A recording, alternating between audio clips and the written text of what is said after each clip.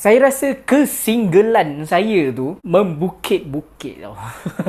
Filmnya adalah Komang, sebuah filem Indonesia, filem drama yang diarahkan oleh Naya Anindita. Dan Allah Akbar, Masya Allah. Filem ni tajuk dia Komang. Dan kepada korang yang tak tahu apa Komang tu, sebenarnya Komang ni adalah sebuah nama dan juga nama lagu yang ditulis oleh Raim Laude. Alah, mesti korang pernah dengar kan? Dan apabila tak bersamamu, ku pastikan ku jalani dunia tak seindah kemarin.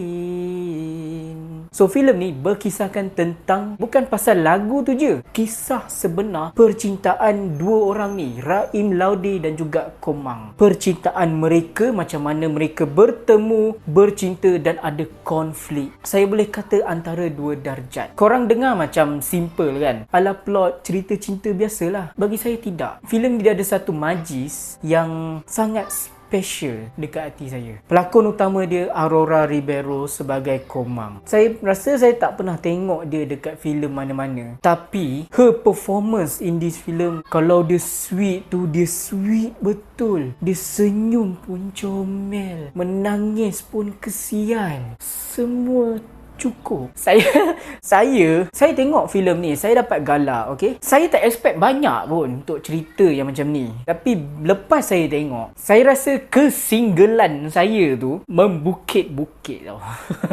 Single dia tu macam bertambah dan bertambah dan bertambah dan bertambah dan bertambah.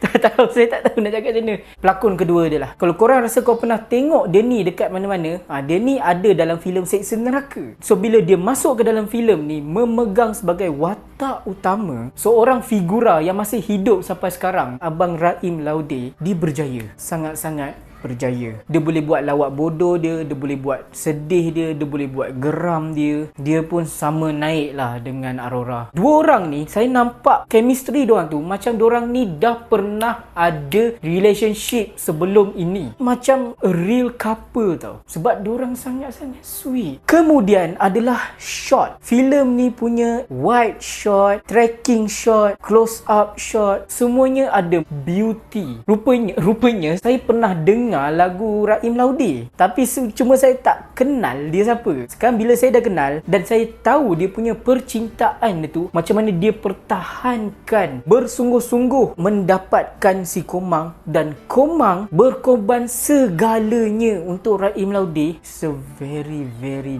nice kisah cinta. Kita Malaysia dah lama tak ada cerita yang macam ni. Last kali lah yang saya rasa cerita yang dekat sebegini bagi saya adalah Legenda Budak Setan. The relationship antara Farid Kamil dengan Lisa Suhaimi. Saya rasa saya tak pernah bagi pujian sebanyak ini kepada sebuah filem cinta. Tapi sejujurnya bila saya tengok filem ni, saya tak senang duduk. Bukan sebab takut, bukan sebab bosan, tapi tak senang duduk sebab rasa keseorangan. So saya bagi filem Komang sebanyak 10/10 bintang. Penuh, memang layak. So kepada korang yang couple di luar sana, suami isteri, korang nak tengok satu filem cinta untuk mengeratkan lagi korang punya perhubungan, percintaan itu, korang boleh tengok filem Komang ni lah. Saya jamin, ni bukan berbayar, saya tak dibayar langsung untuk filem ni, tapi saya jujur saya cakap, korang tak akan rugi kalau tengok filem ni. Mas Raim Laude, terima kasih kerana dah berikan izin untuk buat kisah kamu.